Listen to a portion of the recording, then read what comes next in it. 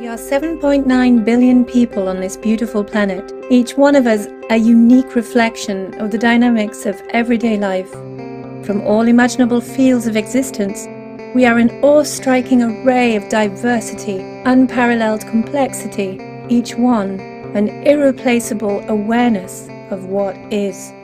Yet, we are lost in a constant urge for more, for something seemingly always beyond our reach, for the one thing that would ignite our soul and fill our hearts with a true sense of fulfillment.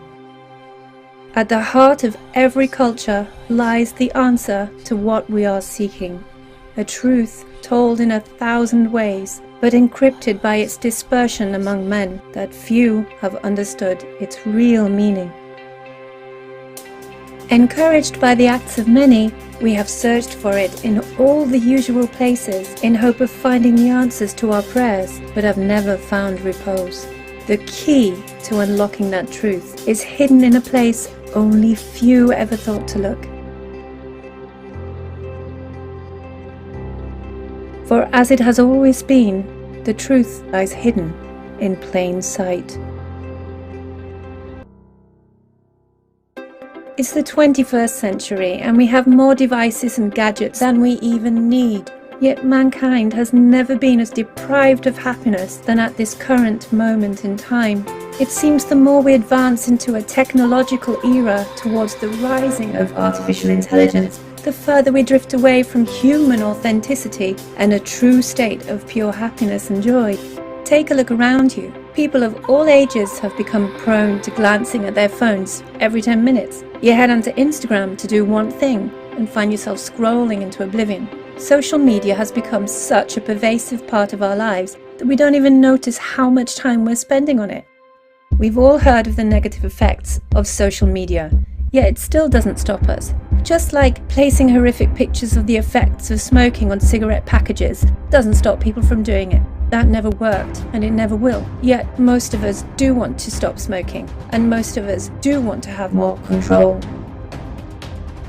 The reason we find social media so enticing is because when we receive a like or a follow, or when someone leaves us positive comments on our posts, this triggers a chemical release of dopamine, which makes us feel really good temporarily. It actually leaves us craving for more, drawn into a trap of false pretenses, all for the sake of an immediate reward.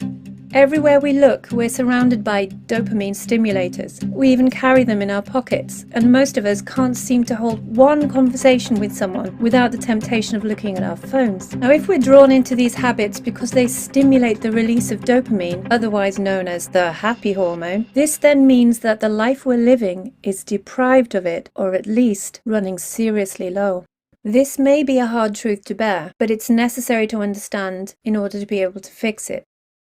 Look at the facts. Even before the onset of COVID, a global study showed a long-term decline in the percentage of adults who consider themselves to be happy. The reason we find ourselves in this irrepressible toxic loop is down to the unobserved workings of the autopilot mind. The truth is, we are not in control of our lives. Until we become aware of how the mind has controlled our thoughts, our actions, our emotions, our behavior, and has influenced our choices, we are not in control. Notice what happens when you finally get the new car, the new job, the clothes you wanted, the prize you worked for, or the holiday you were craving for. Just as soon as it was done, your level of happiness began its merry descent. Humanity has been distracted into a state of amnesia. Through no fault of our own, we have been conditioned into a society that encourages conformity, promotes mediocrity, and has us glued to a set of screens that, quite frankly, is playing havoc with our potential. Enticed into the all-encompassing pressures of society's frenetic lifestyle, enveloped by the all-consuming disturbances of the mind, and threatened by the ongoing tick-tock of demanding responsibilities, we submit to defeat out of sheer exhaustion. Instead of reaching for the stars, we're reaching for the remote. Perhaps we should ask ourselves that essential question: what am I really looking for? You'll probably find deep down, all of us are in search of ourselves, that pure consciousness that lies beyond the thinking mind. Scientists have now discovered the remarkable power the mind has over the body, and how we are not separated from the universe around us as previously thought, but very much connected to it. Our ancient ancestors knew this and had attempted to pass down this sacred knowledge of the self through texts, symbols, drawings, and even structures assembled all around the world, but this was disregarded by many as modern life progressed. The answer to what we have always been seeking is hidden all around us. Our very nature dictates the story of what will be, and the name by which we are defined reveals a long-kept secret. The very meaning of the word human is the God mind. The Japanese word for happiness is composed of two characters. The first one is an old Japanese verb, su, which means to create or make happen. The second, awazu, means to join together or match.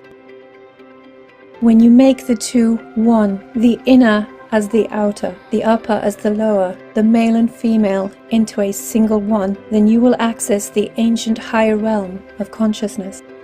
The path to knowledge is straight and narrow. Bypass the analytical mind by being present and becoming aware of its manipulation tactics. Let go of the identity you once had by challenging your boundaries, and you will begin to unlock the limitless potential that was always awaiting your discovery. When man learns to align the subconscious with the conscious mind, not only can he control his state, he is able to consciously create, having accessed the key to all wisdom, known to many as the Holy Grail. It is the quintessential path to the Philosopher's Stone, which was hidden in the very place you never thought to look. When man acknowledges that he had never been a victim, but that he has been given the greatest gift of them all, it is then that he will find what he had searched for all his life.